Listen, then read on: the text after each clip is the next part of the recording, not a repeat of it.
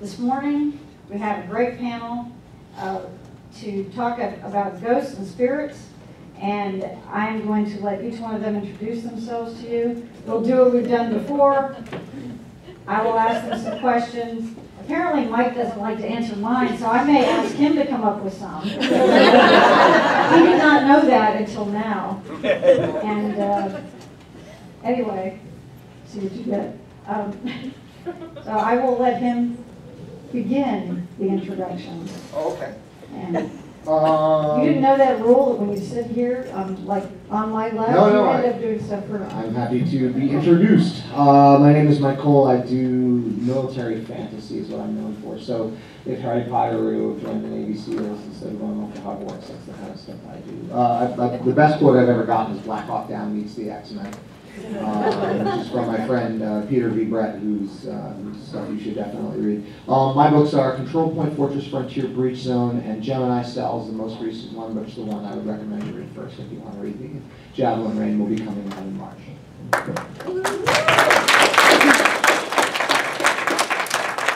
I am Leanna Renee Hieber, and I write Gothic Victorian fantasy. All of my stories are ghost stories. I really, really love ghosts, and all of my protagonists are spiritualists in one way or another. And so I love, for me, the Victorian era is inextricable from the fantastic. So if you're folks who like the show Penny Dreadful, then come my way. And although my stuff is a little bit more PG-13 than the show, actually. So I have a YA series, and it is. My characters are a little more covered up. So I have a YA series, that's the Magic Most Foul saga. I have a series with Tor, that's my adult series, but again, PG-13 in content in both cases, but definitely dark and spooky. The Eternal Files is book 1 in my new series, and come next April, we are reissuing what I'm best known for, which is the Strangely Beautiful saga, the Strangely Beautiful Tale of Miss Percy Parker and her ongoing saga, which will complete in the 4th and final book that was meant to come out before the publisher folded. So I'm very excited that Strangely Beautiful will again have its Phoenix Resurrection, which I'm glad about. That'll happen in April. With a beautiful gaslit London cover that I'm just really in love with. So all my worlds are parallel worlds, so you'll meet characters from one series that do cross over into the next, and everything kind of interweaves. The series do stand alone, but for my readers who followed me, it's fun to see old friends come back, sometimes from the dead.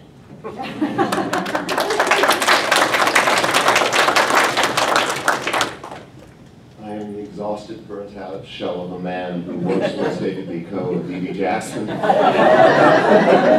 just a few short days ago. As David B. Coe, I've written epic fantasy, media tie-ins, and most recently I've been working on a contemporary urban fantasy for Bain Books called The Case Files of Justice Pearson. The second book in that series, His Father's Eyes, just came out in August. As D.D. Jackson, I write the Thief Taker Chronicles for Tor. This is a historical urban fantasy set in pre-revolutionary Boston.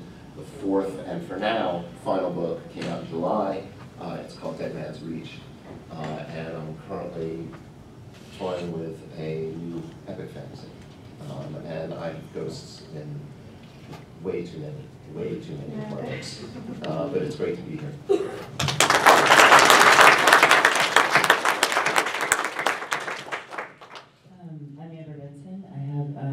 Some urban fantasy series, the Clyde Brewer Jones books, and thank you, and The Witches of Echo Park.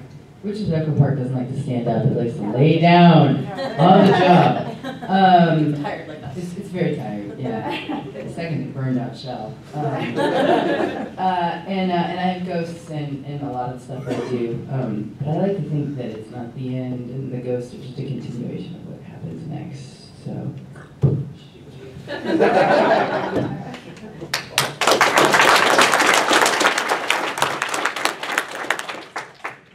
Jim Butcher. I'm the author of the Dresden Files, and I'm kind of pleased with my heart rate after coming down all the stairs to get here. So it was like a half-hour wait for the elevator and still couldn't get one. So. Oh my gosh, what hotel is this? This hotel. Oh, Here.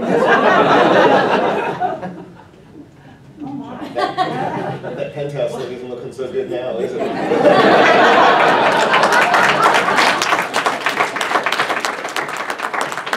you kidding? this is my 3rd year here, I don't rate that anymore. They bribe you your first year. They're like, here, have a good one. Oh yeah, you'll do that next year, won't you?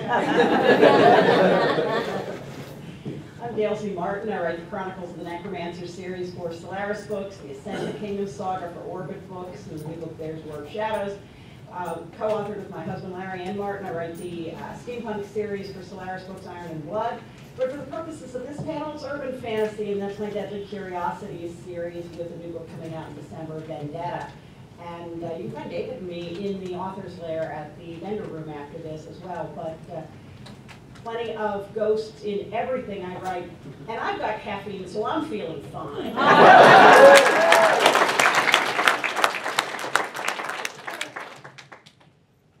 I'm Karen E. Taylor, best known for my Vampire Legacy series, which is 7 vampire novels that have been around since 1993. I was really young when I wrote them.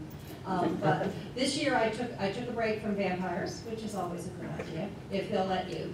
And I published a novel called Cellar, which is a ghost story. And I published another novella called The Presence, which is my Ghost and Mrs. Muir's sort of R-rated, maybe bordering a little bit on X. Those novellas, they're available on Amazon Kindle and books. And I have other stuff too, but we won't talk about it. There's no ghosts in there. Well, I do think it's funny that you said are bordering on X, and they seem to appreciate that. Coffee and sex get this crowd excited. I did write vampires for 21 plus years without learning just a little bit. Right, That's exactly. the X word. Now, and I do want to point out something else that I've done a few times this weekend, and that is what great attendees this track has. You guys are so polite and so nice, and always give everyone a round of applause on that. I know they appreciate it as well as I do. Now, some of you, like David, has different ghosts. You said many. I'm familiar with the ones in the Thief Taker series, but describe, if you would, what some of the basis is behind your ghosts and or spirits, whatever you want to refer to them as. And if you've got a couple of different ones that you use, I would like to hear about that, but just what are some of their characteristics, what do they do, and what are they around for? Why are they here? Are we going to do the... Yeah, we'll start here. So in Gemini Cell, I have my protagonist is killed in the first chapter of the book. Don't worry, it's not a spoiler, it's on the back jacket of the book. And he's raised from the dead, and a demon is bound into his soul. The way the magic system works is that when you die, you have a window of time where your soul is still bound to your corpse before it moves on. And there are sorcerers who can reach out into the void and grab ancient souls, people who have been, people who died at the time of the Egyptians or Babylon or Syria, and pull them in. And those people who have been drifting in the void for so long have been bereft of the warmth and the connection of human life to the point where they've been driven mad and hunger for it. And all they want to do is drive your soul out and take control of your corpse. And while they grant great power to this corpse, you become a certain power thing, they're also a very corrupting influence. They're almost like, imagine if you shared your body with a wild dog. That's what the experience is like. So the protagonist then has all of these things he has to do in his real life, like get back to his wife and son. But he also has to maintain his sense of self. So this is different, I think, than we traditionally think of ghosts. And for me, I go back to the ghost stories I know, and I've never been big on them, but I know, Shirley Jackson and the old haunted house stories that I grew up on. Was that a ghost was always something that was external to us, right? It's an apparition, it's a specter, it's a thing that we see, it's a thing that we interact with external to us. So the difference, I think, in what I'm doing is that my ghosts are within us. And so much so that I've actually had readers come to me, and I've always considered this as a really good compliment, because they couldn't be sure if this was actually a ghost or if it wasn't my protagonist going crazy or his own, like, a side of his personality that was being expressed. And so I didn't mean to, but I created an unreliable narrator story, which sort of incidentally, And only recently, because I've been reading a lot of great unreliable narrative stories like Paul Tremblay's Head Full of Ghosts, I took that as a real compliment. So that's how my ghosts are definitely. Well, that's great, because it's like the tradition of ghost stories is very much in line with the unreliable narrator. I love that, going back to Wilkie Collins and a lot of the Victorian Gothics, which is what I cut my teeth on and basically set my course for what I would be writing. My earliest memories is of telling ghost stories to my Girl Scout troop, or I think it was probably with my Brownie troop, and terrifying the living daylights out of them and getting great power from this. And so in this case, it wasn't, you know, pulling a soul from Assyria. In this case, it was just like, I really love scaring young children. This is magnificent. So, so I knew ghost stories was the career for me. So for me, I don't know how to write a book without a ghost in it. They solve all of my plot holes. When one of my characters get written up against a wall, the ghost goes through it. So it's great. And for me, they provide the most close connection to the paranormal that we human beings can have. We love ghost stories because they are of us. We can become them. They are probably people we've known. They will haunt a place that we live in, so it's a very deeply intimate connection that we have, because it is representative of our fear of death or our anticipation of death and the beyond. It is something that is different for everyone. Everybody, even the skeptics, will have some kind of paranormal haunting story at least once in their life. It's hard to go through your life untouched by a ghost story. And so I think it is a very accessible experience to the paranormal, unlike a lot of the other monsters in literature. You don't have you hopefully don't necessarily have, you know, too many werewolf stories in your actual world. But Other than at DragonCon. well, of course, obviously at DragonCon, yes, all bets are off. But for me, it is part and parcel of writing historical fiction for me, because the first Victorian novel I ever read was Christmas Carol, and there's a lot of ghosts in there. So I don't know that I've really ever looked at the Victorian era and this time period that I love. And the reasons why I love it we're all covered on other panels, but as the fascination of that era. But they were obsessed with the dead, and so that it's really easy to set a ghost story in the Victorian times when they were really interested in calling them up via seance. So for me, that's very part and parcel. And my ghosts are mostly good. They're mostly people who have some kind of relationship to the protagonists. There's less ghosts directly in Magic Most Foul, but the ones that do show up are very angry mothers. And you do not want to mess, we know from Harry Potter, you don't want to mess with angry mothers. So the angry mother spirits that end up playing very protective roles in this particular series are very important. In my current Eternophile series, the ghosts are the ones that have information that my characters don't have. And it's a tragic love that my narrator, Clara, has lost her lover. And so he spends the entire series trying to help her, despite the psychic blocks keeping them apart. So for me, ghosts are far more friendly and useful than not. In my Strange and Beautiful saga, they take both sides. There's the ones that have been so far apart from humanity that they just sort of turn, they're just forces of malevolence. They were bad people in life, and their energy continues on poorly. So that's more divided in my first series. It gets a little more gray area as I've gone on. So just to be clear, these are angry maternal mothers, not just like they're angry mothers. Yeah. They are maternal, yes, they are maternal mothers, but I like this double reading. Actually, I was wondering the same exact thing, but I thought, yeah, okay. Now I'm going to see Natalie's mother, Samuel Jackson, come in and be like, in full Victorian garb. Motherfucking ghost in a motherfucking book.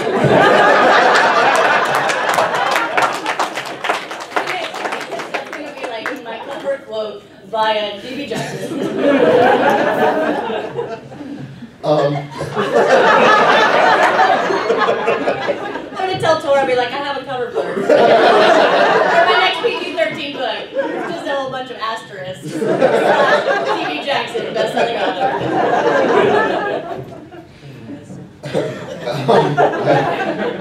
So, in the most recent books I've been doing, I believe that there ought to be a tremendous amount of power at the boundary between the realm of the living and the realm of the dead. And so I use ghosts in that way a lot. They're a conduit for the magic that I create in both the Fearsome books and the Thief Taker books. But Carol's question made me think of something that I did a long time ago back in my Winds of the Foreland series. Every month was named for a different god or goddess, and their domain kind of dominated the lore of that particular month. And one night out of each year, in the month of the god of death, the wronged dead walked the land and haunted those who had wronged them.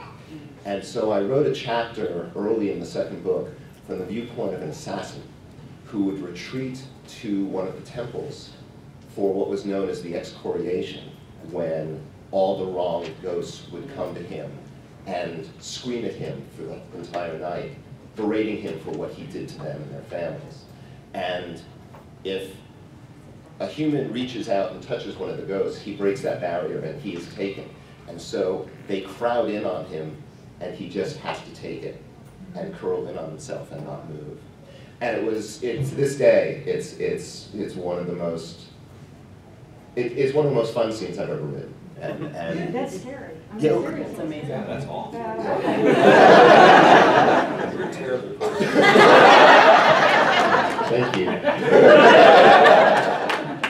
That's Kills his dogs color too. phone. Yeah, he kills dogs too. That's right. It's true. It was just one, though, I think. It was just one in a book. And no one will ever let you forget it. Yeah. Although I do refer to big, heavy books as Chihuahua killers.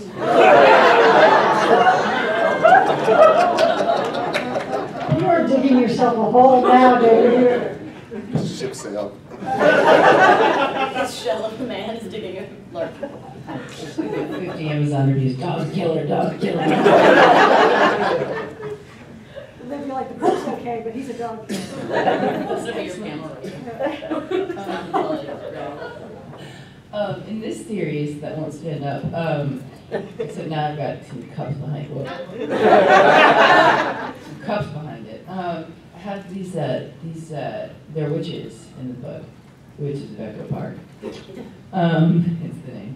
And when a witch dies, they can choose to stay on the earthly plane and help those that they've left behind, and they call themselves dream walkers because they have power to sort of go into dreams. They have a ghostly presence in the conscious waking world, but at night when people dream, they can actually contact them and touch them and see them.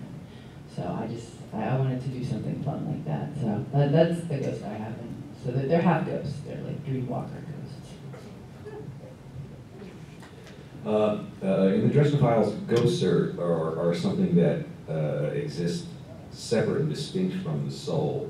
If you think about it this way, is the soul is your body, and the ghost is sort of the water-filled footprint that's left behind after the soul has departed. And if you die under traumatic or tragic or particularly mystic circumstances, then a lot of times one of these footprints will be left behind, and ghosts exist. And basically, they sort of slowly degenerate over time. They start off with the memories of their life and more or less the personality they had in life, and will react to their circumstances the way a human being would. But as they continue, and if they don't work very hard to sort of maintain their personality and to keep their memories, it's their memories that makes them what they are, that gives them a shape. And as those memories degenerate, the ghosts deteriorate as well. They sort of slowly become more and more mindlessly hungry for human contact and for some experience other than just sort of this emptiness that is what is left to them. So when I killed my protagonist and made him a ghost and have him solve his own murder, in book 13, that was the plan from the get-go, was book 13, he needs to solve his own murder, yeah. That's sort of where he starts, and then he understands that as he keeps going, he keeps coming into conflict with these other spirits and there's a spiritual bad guy running around causing him issues. When he gets hurt, he's bleeding memories, and as he gets close to the end, he almost bleeds out. and begins to become in danger of losing who he is as an individual. Then Matt sort of, because he wasn't actually really dead the whole time, haha, JK. And finally, Matt, with some help from additional supernatural entities, grabs him and sticks him back into his body, and he kind of gets started again. But he gets to experience this, this second life, as it were, of running around through his town, trying to contact his friends, and generally the book was great fun to write, because normally Harry gets to kick down the door and knock people's teeth in. And in this book, you can't do that. He's a ghost. He can interact with other spiritual entities, but as it was, he was, he had to kick through the door, and that's not nearly as dramatic. Not satisfying, I suppose. No, not nearly as satisfying either. But it was a great deal of fun to write. When you're a ghost, if you go to your grave, it's like the best sort of sleeper ever. So he could actually have gotten stuck there for a few years if he hadn't been careful. So. In my Chronicles of the Necromancer series, there is, spoiler alert here, a necromancer. Yeah, I didn't mean to ruin anything for anybody. And it came from, I've had a lifelong interest with ghosts. So one of the first ghost books I got was when I was a kid, and it was a book of original ghost stories, and I read it until the cover fell off, and even then I kept shoving the pages back in, so I guess it was a ghost to itself. But what got me started with the ghosts in the Chronicles of the Necromancers, Tristram can straddle the line between the living and the dead and intercede, and it came out of knowing that so many people who have lost someone in their life, I've heard so many people go, oh, if I could just say one more thing, if I could just tell them I love them, if I could just have said something to them, or if I could just ask them where the hell they left the will. These practical things, emotional things. And what if somebody could make that happen for you? So the ghosts there, I've never thought that just being dead makes you a bad person. So if you were a rotten person in life, you're probably going to be a rotten person after you're dead. And if you're a nice person, you're not going to ultimately turn into a monster just because you're dead. So we have ghosts on both sides of the spectrum there. In the Ascended Kingdoms books, the ghosts are largely guardian spirits who have stayed behind to protect something. And in the urban fantasy series, Deadly Curiosities, it's set in Charleston, South Carolina, one of the most haunted cities in the U.S., modern day. I have one of the characters explain that ghosts are really free to move on to the afterlife anytime they want, but most of them are kind of like Monkey's Fist. The legend of Monkey's Fist? The monkey sticks his hand in the bottle to take a banana, and then he can't get his hand back out because he won't let go of the banana. Now, you may not have seen ghosts walking around with a bottle and a banana, but that's really what's happening to them, because they won't let go of something in life. They either want revenge, or they don't want to let go of the semblance of being alive. They don't want to let go of people, or they have something left they feel they need to do. And so until you can get them to let go of that figurative banana, they're stuck here. But they're really stuck here as something they can control. So if you think of a ghost, rotted monkey with a bottle and a banana, you're welcome. Thank you. Getting back to this dog killer thing. Thank you. I actually killed 3 in a book. It was very bad. I'm off the hook. I have a ghost golden retriever. That's cool. But my fans complained that I didn't kill any people. These are the kind of people that, I really like this book, Karen, but damn it, you only killed dogs. What's wrong with you? I said, no, I took a vacation. It was the only book in which I did not kill people, I just killed dogs. But my ghosts, actually the ghost in Cellar, you're not quite sure all the way through what's going on, because she is when your book starts out, she's an alcoholic, Valium addict. And she gets sent to rehab because she backs into a cop car at the bar parking lot. Laura does not have the best of luck in life. But she comes home from rehab and discovers, there's something really weird in my house. Although, maybe not, because she's still suffering from the withdrawal effects of Valium, which can linger for years and cause severe hallucinations. I found out when I called the rehab center and they told me all this. I said, that was wonderful. No, actually, it's not a What I good told idea. you. It's wonderful, believe me. As far as my other ghosts, most of my ghosts are pretty traditional, and some of them are good, some of them are bad, some of them are neutral, but especially in the story of the presence, the actual physical interaction of the ghost and the woman drains her life away a little bit at a time. So while he professes to love her, and she professes to love him, this is a one-way street to death for her. So he's good, but he's still killing her bit by bit. So and that's most of my characters. I'm not. I'm nice. You're going to say that's most relationships. Now, did you end up doing a lot of research in folklore, or any, I should say? I'm sure that some of you probably did more than others, just because once you go down that rabbit hole and you get stuck there, and how that goes. But did you do any of that to kind of give you some basis for some of what your stories were? And Myke will start with you.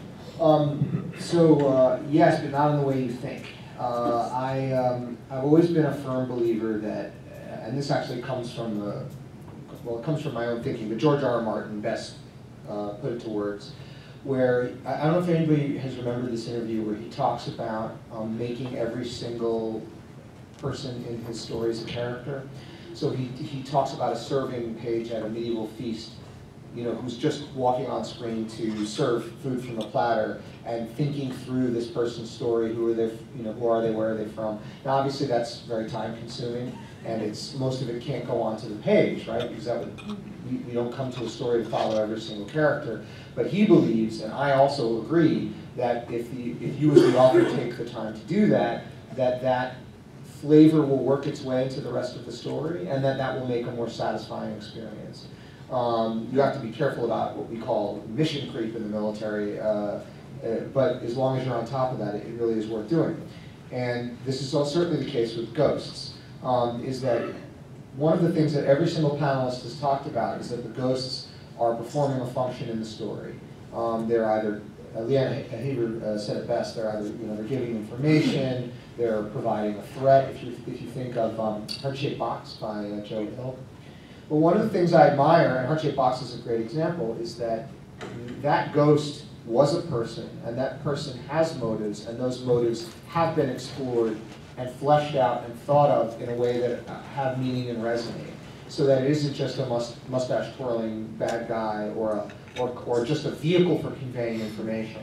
That the ghost is treated with some degree of respect. Okay, so when I researched my ghosts, remember I explained that in my stories the ghosts are internal, right? You share your corpse with them. Well, they have personalities, right? And in the case of my first novel, the ghost is an Akkadian priest. So a pre-Sumerian, ancient god king is who the protagonist is sharing his corpse with. Well, he,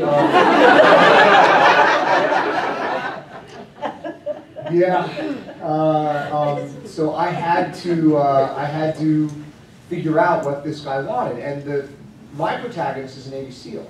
So they're both warriors. Not only are they both warriors, they're both the most elite warriors of their time. But their whole conception of how to be a warrior is absolutely diametrically opposed.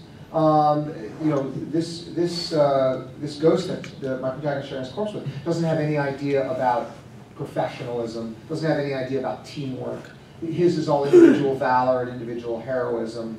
He doesn't have any idea about mission first. So what wound up happening is that I wound up having all of these cool internal conversations between these two souls that are occupying the same corpse and are sort of getting to know each other and getting to sort of convince each other of their respective agendas. And a lot of that gets cut, right? Because when you're an author, you go on these flights of fancy and you write this stuff, and then your agent and editor goes, this is really great, but I'm sure you like this, but your readers won't. But what stayed when I get compliments on the book are, a lot of that is that interaction and these people getting to know each other. So the research, of course, I had to do was to learn about these civilizations and to try to figure out the motives of the ghosts that I was using in my stories. But the point I want to leave folks with is that it's important to understand that from a character perspective. It makes the story a lot more interesting in my opinion. Yeah, I think that the tie that the ghost, you have to make sure, you have to start from, if you're using a ghost, what is keeping them there, the tie.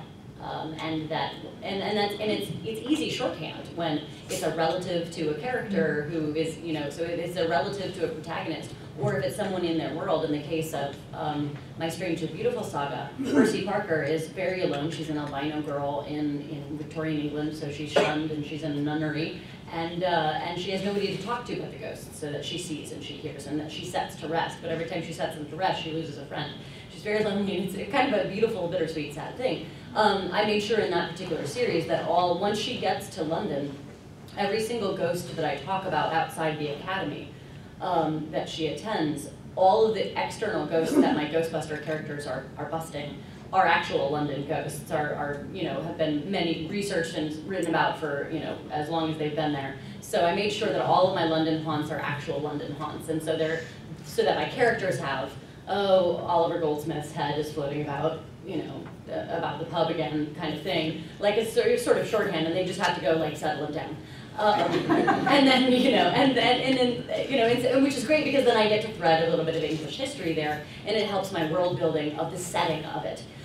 When I get to New York, in Eternophiles, I'm a New York City tour guide, and I give ghost tours in Manhattan. So for a company called Burrows of the Dead. So if you're interested in going on a New York ghost tour, please look up Burrows of the Dead. They're really awesome, and they're great to work with. And we do ghost tours of the city, and a lot of those locations especially have factored into Eternophiles, especially the most haunted house in all of New York City, which is a horrific place. It's just like you're just walking along West 10th Street, and if you're remotely energy sensitive, you just suddenly come to like Amityville. Just like la la la la la, oh, these beautiful $1 million, you know, row houses, Amityville, $1 million row houses. It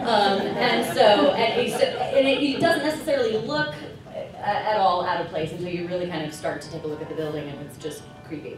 So I made sure that that's my setting for the big disaster that happens in the book. So for me, ghosts are both setting and characters, because they're tied not only usually to people but places. So you get to do double setting duty and character duty by utilizing ghosts, which is pretty great.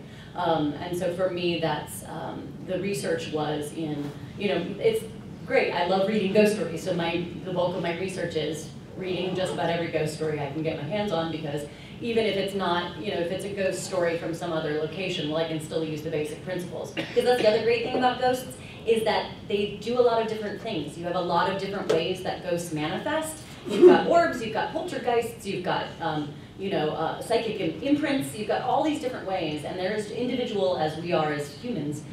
They're just as diverse in the spirit world. I love utilizing all the different ways, because sometimes you can also then throw people off thinking it's a ghost when it's actually a demon. That was last night. How many people were here? Hands went up. Bless you. These are the best fans up there. Yeah. I think my favorite ghost who I've created is a guy named Namitsky, who is in the Fearsome series. And he is the magical mentor for my lead character.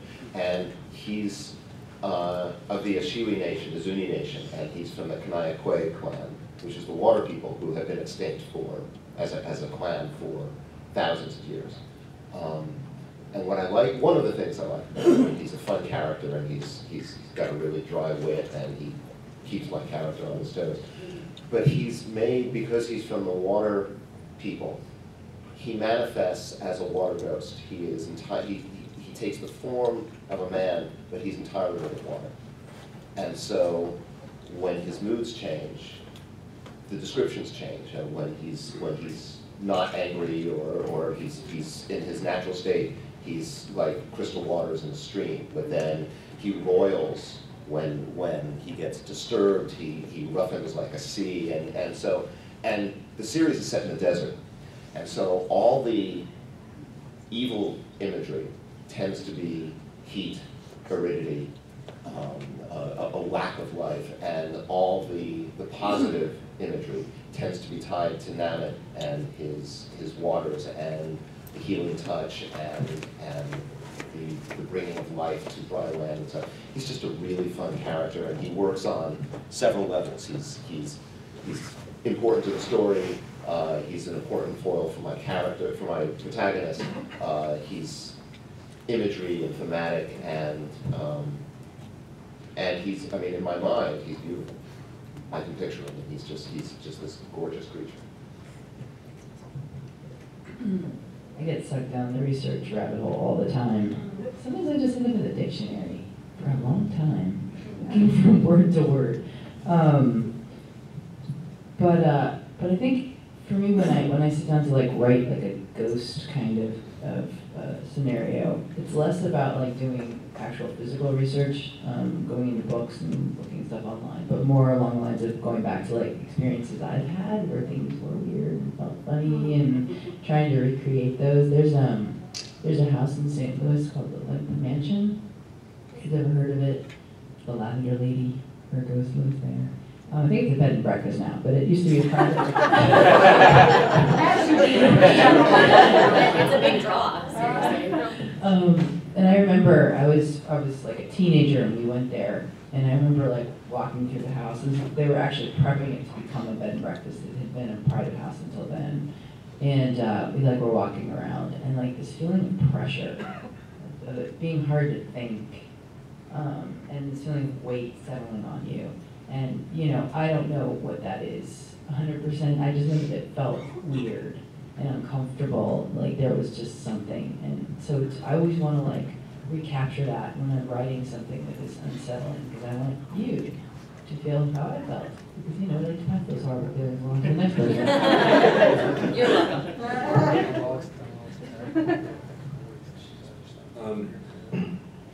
As far as research goes, the first really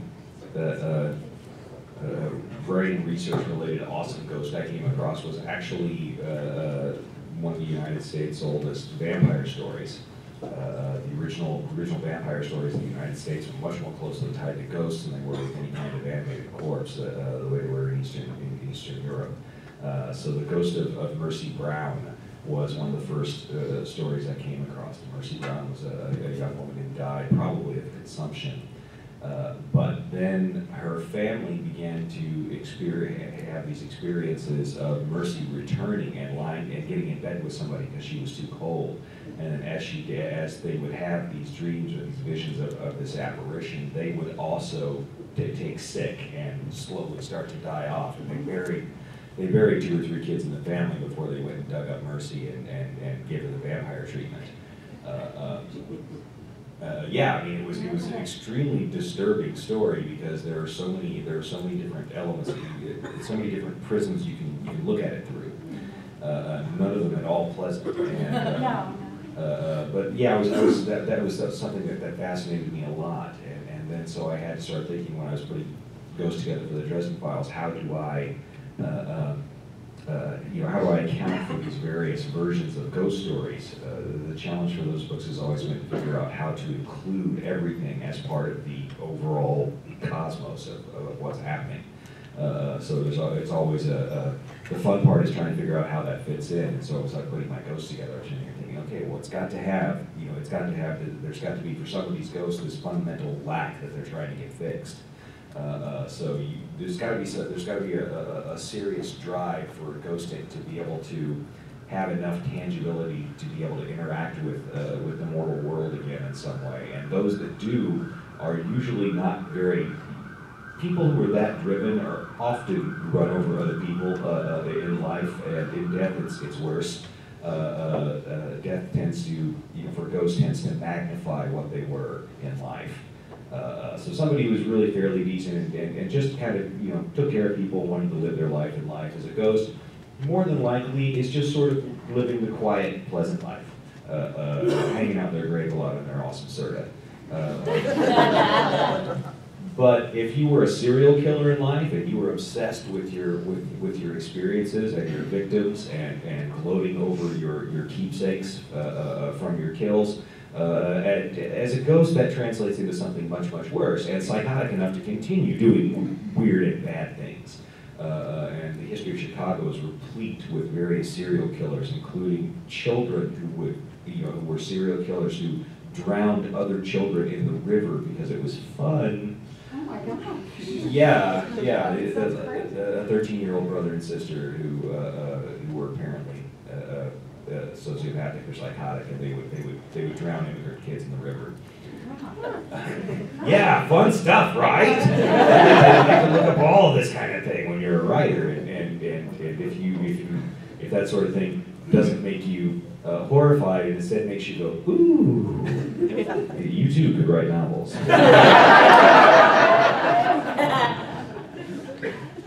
I've just been obsessed with ghost stories all my life. I mean, when I was a kid, I remember finding the children's books that had ghosts in them and reading them over and over. And my mom was a school teacher, and a block away from the school, she had to stay after all the time to grade papers. A block away from the school was a cemetery that was over 150 years old. So I used to go wander the cemetery aimlessly for an hour or so every night after school. This explains a lot, doesn't it?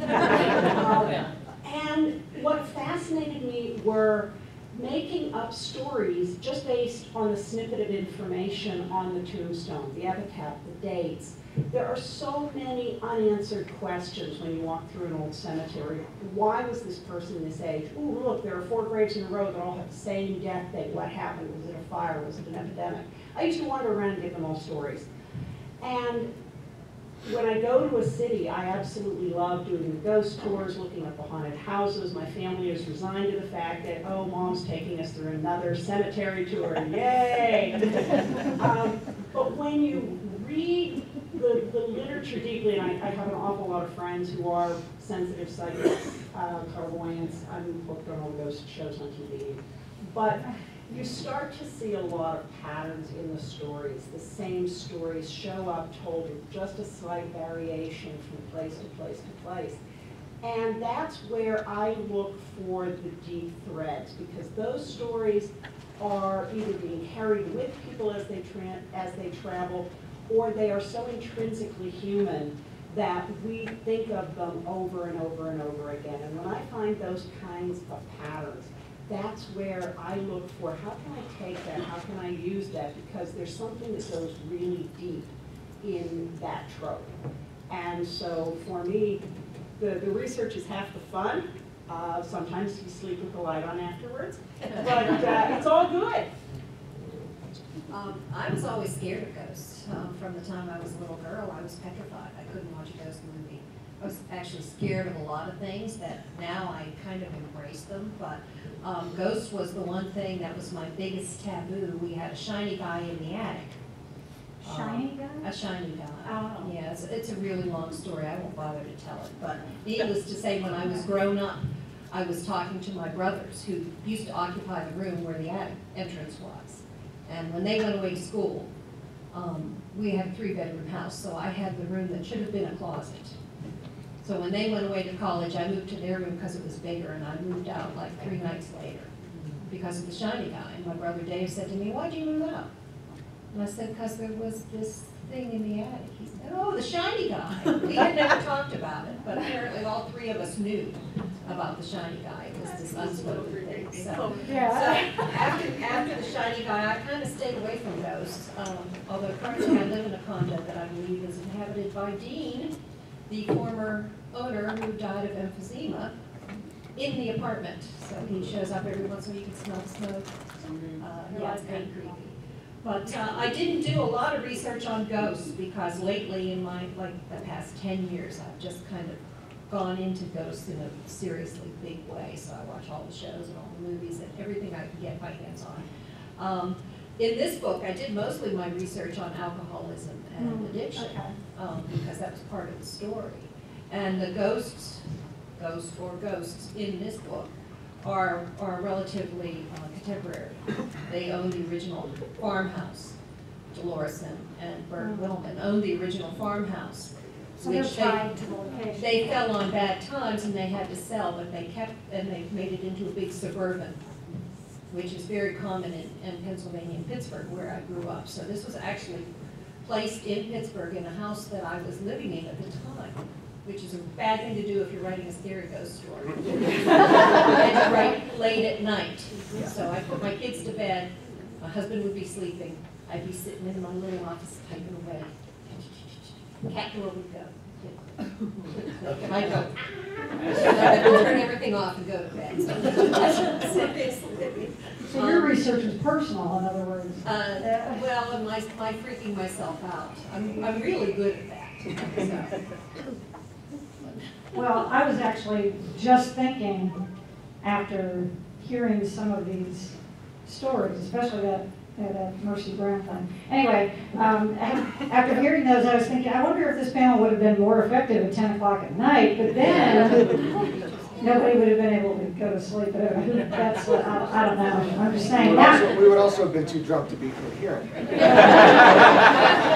Yeah, I've been doing this for a while, so yeah, I kind of get that. Okay, how about some of you in the audience? Do you have some questions for our panel? If you do, or is anybody awake enough to have a question? We could just have them tell us ghost stories for a few more minutes, or whatever you want. We want to do that? We have somebody. We have a question back here. Okay. You mentioned some of the ghosts in Chicago, and I've got to ask about the scene you have with Terry in the nursery. I can't hear the question. The hospital nursery scene. Oh, yeah, okay. Or is that something you just came up with? That was kind of earlier in my writing career. I was writing that scene before I actually become a published author at all. I was working on that one before I had any deals or gotten an agent or anything.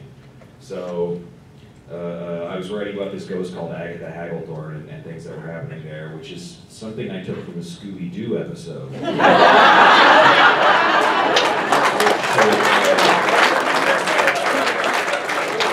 Which should give you an idea of the depth of my research at that point. That was also before I could afford, really books at the bookstore for the most part. And, that was written at a struggling time. There's not so much research in that as there was listening to my son as a child of about 4 or 5 at that point, he had bronchitis, and that was going on while I was writing it. And I was sort of staying up at night, kind of keeping an ear on him near his bedroom while I was working. So yeah, something that would threaten children was bothering me at that point. So that was more an issue of who I was and what I was going through than anything I actually researched. The actual research came when I wrote Ghost Story, and at that point I was able to say, okay, I need to call some Chicago bookstores and get some local ghost story books and so on. So. Yes. That was my question. I was going to ask if anyone had ever used their local library to unearth historical ghost stories, because there are a lot of them. Yeah, they're all over mine. Thankfully, it's also my job as a ghost tour guide to learn all the ghost stories. So the stuff, a lot of the things that I use in Eterna files, and also a lot of the locations in Darker Still. I'm able to weave a lot of history from being a tour guide into my work. And then when I was in England, and I spent several trips to England for research, I took all the Ghost and Jack the Ripper tours that I could to walk those walks and to walk the and it really was, honestly for me, the atmosphere, if you're researching something and if you can walk the paths that your characters walk. I'm a very physical actor from my performance background, and I'm a very physical actor. I connect very physically with the characters, and the same thing as a writer. I want to experience the location, and that to me is really, really critical. I'm probably not going to make any friends from this, but I have heard of, and I was talking about this with Mallory, that those libraries, they have those, I guess you call them books, and they have, they're made of it's paper, right? Right. So get this, it's not a computer file. And I'm not kidding, like people actually use these for research and read them and stuff. So, I don't. All this to say. No, but and I'm just being trying to be funny. The truth is that what I've been using a lot is JSTOR, which is a mixed thing because JSTOR there's been some controversy around that. with free speech rights and public access to documents. But what's really cool about it is that there's a lot of very old and obscure journals. For example, I was looking up Athabascan Native American mythology for the book I'm working on now. And if you go to a library, oftentimes these obscure journals that are very popular with academics, it's hard to find them at a library because it's just a physical volume of space. But with the JSTOR account, there's a lot of organizations that are now working really hard to get these things online. So my answer to your question is sort of yes, but unfortunately also you have to get an account, which means you have to give up personal information about yourself, which they store in secure portal. Oftentimes you have to pay, which is a big controversial thing because knowledge should be free. But what is good about it is that with a library, where I'd often have to go and be like, oh, I need this issue of ethnography, Journal of Ethnography, which ceased publication in the 70s, and you only have the first 10 issues. On JSTOR, I can find everything ever written, I mean, pretty much, going back for many, many thousands of years. So, before we were writing academic journals, apparently. So going back for many, many years. So I just wanted to throw that out as an option for research. Whenever I go on vacation, I love stopping in a bookstore and going to the local author shelves and looking for local ghost stories. And it's gotten to the point where now when my adult children go on vacation, they do it for me. Hey Mom, I got you, I was on vacation, I got you a ghost storybook, love you. And when we were in the UK, we did all the Jack the Ripper. Every country we were in, guess what? Mom booked ghost tours and cemetery walks, so it's just part of the package. And get talking to the person at the library or the historical archive or the museum and ask them. Get an older person talking and get them to tell you stories because they're some of the best ways. Or talk to your friends who have sensitivity and clairvoyance and get them to tell you their stories. Those are some of the ones you're going to hear really hair-raising stuff, but you're going to hear it from the person who experienced it, and that gives you a whole new insight into it as well. There is a particular manager who would go around, who's written many, many books. His name is Hans Holzer, H-O-L-Z-E-R. Yeah. He was reporting for the New York Times when he was in New York. Most of the ghost stories that we utilize on my tours have come from him, and he didn't just work, I mean, he was based in New York, but he did do several books about haunted America. So look up his name because we're still, you know, he was active in the 50s and 60s, and so he was huge. He was, yeah, and so he's vital in terms of making, you know, there being ghost story books a thing. It was really kind of critical. So look for his stuff because it's really, the mediums he was working with were real people. Some of them have come on my tours, which have been really amazing to meet some of the mediums that were telling the stories that, or basically the vehicles by which I tell the stories now. It's fascinating stuff, so look up that name. And you know, the other influence, when I was a kid back in the 60s, my grandmother used to subscribe to this thing called Fate magazine. Oh yeah? It's called the National Enquirer for the Paranormal. And I would hole up in the bedroom and read all of her back issues. Again, you can kind of see where this came from, right? And they were over the top and they were unbelievable, but man, they were spooky and scary and good.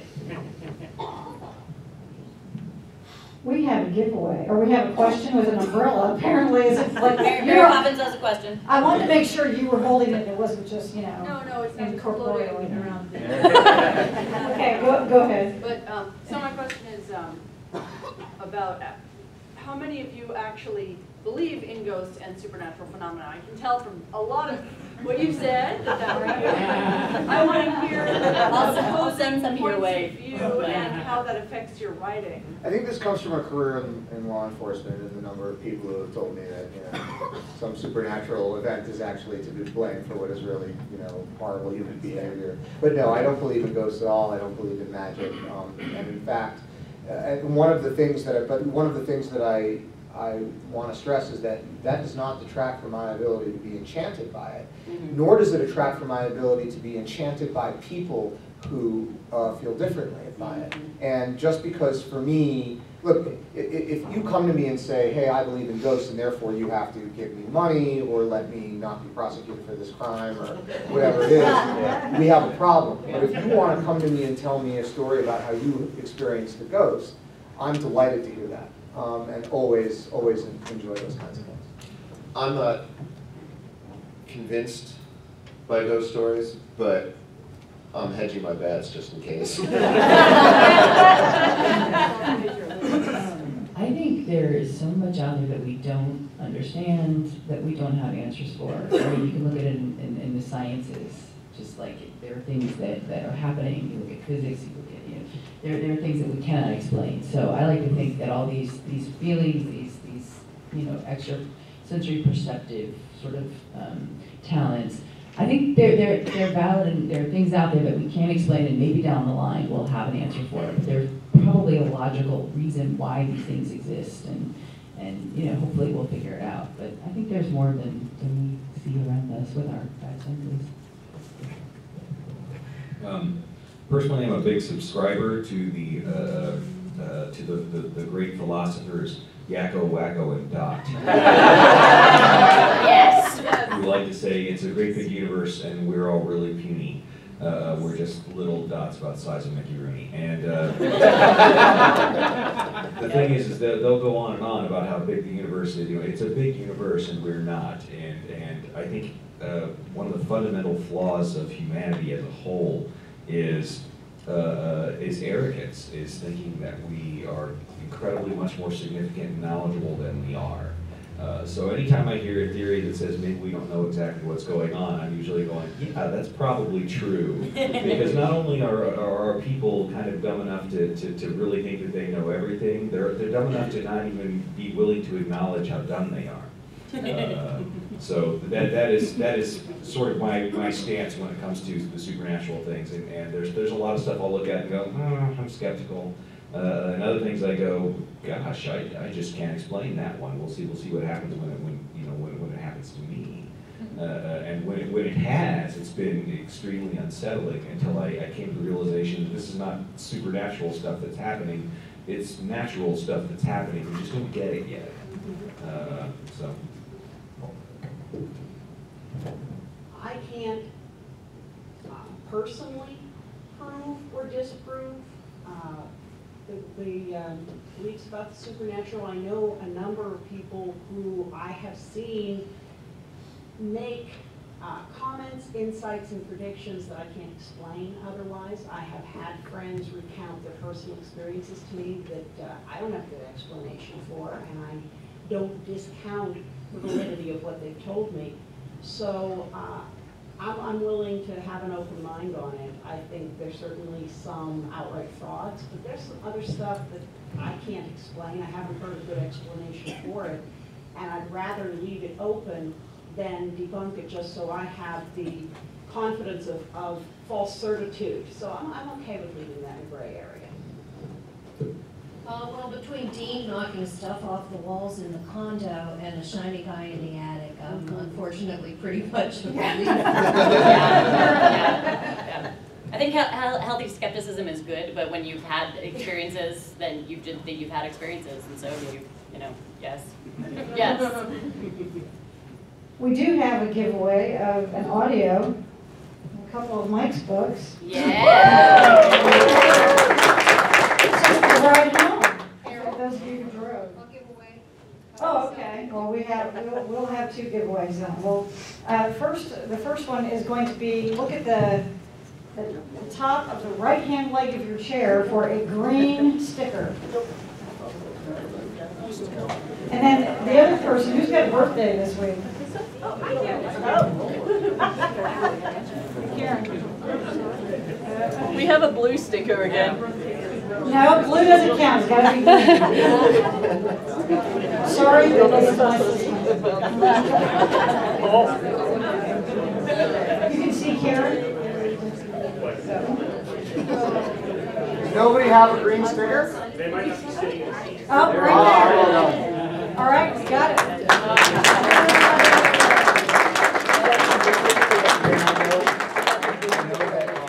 I know that those are two is my favorite one, and you can start there. Yeah. I can start singing if you absolutely. Let's give our panelists a hand, please.